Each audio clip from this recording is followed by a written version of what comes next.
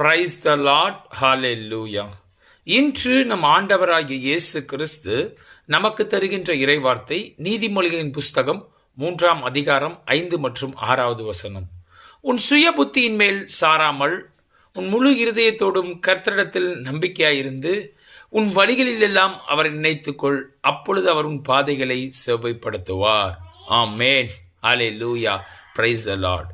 இந்த காணொலியை பார்த்து கொண்டிருக்கிற நீங்க, நான் எல்லாத்தையுமே செஞ்சிருவோம் பிரதர், நான் என்னோட நாலேஜினால எனக்கு வல்லமை இருக்கு, ஆற்றல் இருக்கு, எல்லாவற்றையும் நான் செய்து விடுவேன் என்று நினைத்து கொண்டிருக்கிறீர்களா சகோதரர்களே? வேதம் என்ன சொல்கிறது என்றால், நீ உன் சுய புத்தியின் மேல் சாராமல் கர்த்தரை நம்பி இருந்து நீ ஜெபத்திலே தரித்திருக்கும் பொழுது நீ என்ன செய்ய வேண்டும் என்பதை ஆண்டவராகிய இயேசு கிறிஸ்து உனக்கு வெளிப்படுத்துவார் என்று வேதம் குறிப்பிடுகிறது. சகோதர சகோதரிகளே, பிரதர் என்ன பிரதர் சொல்றீங்க?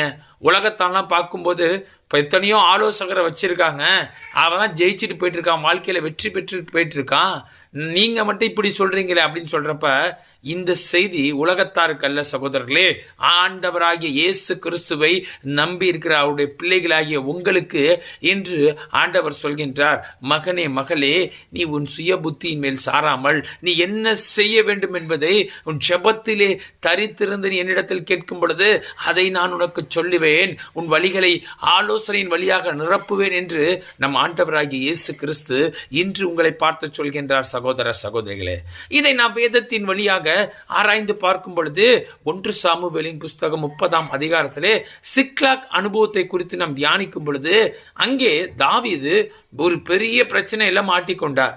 என்னவென்று பார்த்தால், இந்த தாவீது இஸ்ரவேல் ஜனங்களை அழிப்பதற்காக பெலிஸ்தியரோடு சேர்ந்து கொண்டு யுத்தத்திற்கு போகும் பொழுது பெலிஸ்திய அதிபதிகள் இந்த தாவீதை கூட்டிக் கொண்டு வராதே என்று அந்த ராஜாவினிடத்தில் சொன்ன பிறகு தாவீதை மீண்டும் அனுப்பிவிடுகிறான். அவன் பெலிஸ்திய தேசத்திற்கு வந்து கொண்டிருக்கிறான். 3 நாட்கள் கழித்து வரும் பொழுது சிக்லாக் என்ற இடத்திலே தான் தாவீது இருக்கின்றான். அந்த சிக்லாக்கு வரும் பொழுது அந்த சிக்லாக்கிலே அமலேக்கியர் வந்து என்ன பண்றாங்க, அதை கொள்ளையடித்து விட்டு எல்லாரையும், ஆடு மாடுகள் எல்லாவற்றையும், ஜனங்கள் எல்லாவற்றையும் எடுத்துக்கொண்டு சென்று விடுகிறார்கள். இதனால் தாவீதோடு வந்த மனுஷர்கள் எல்லாம், இந்த தாவீதால தான் இப்படி ஆயிடுச்சு, இவனை கல்லெறிந்து கொள்ள வேண்டும் என்று, தாவீதை சாகடிக்க வேண்டும் என்று பேசிக் கொண்டிருக்கும் பொழுது தாவீது பதட்டமே படல. என்ன பண்றாரு, ஏபோத்தை தரித்து கொண்டு ஆண்டவரிடத்தில், நான் அந்த ராணுவத்தை பின்தொடர்ந்து போனால் நான் ஜெயிப்பேனா என்று கேட்கும் பொழுது கர்த்தர், நீ ஜெயித்து சகலத்தையும் திருப்பிக் கொள்வாய் என்று சொல்கின்றார். தாவீது பின்தொடர்ந்து அங்கே வெற்றி கொள்கின்றான். சகோதர சகோதரிகளே, இங்கே தாவீது தன் சுய புத்தியின் மேல் சாராமல் கர்த்தரை நம்பியிருந்தபடினால் வெற்றி பெற்றான். நாம் ஜெபிப்போமா?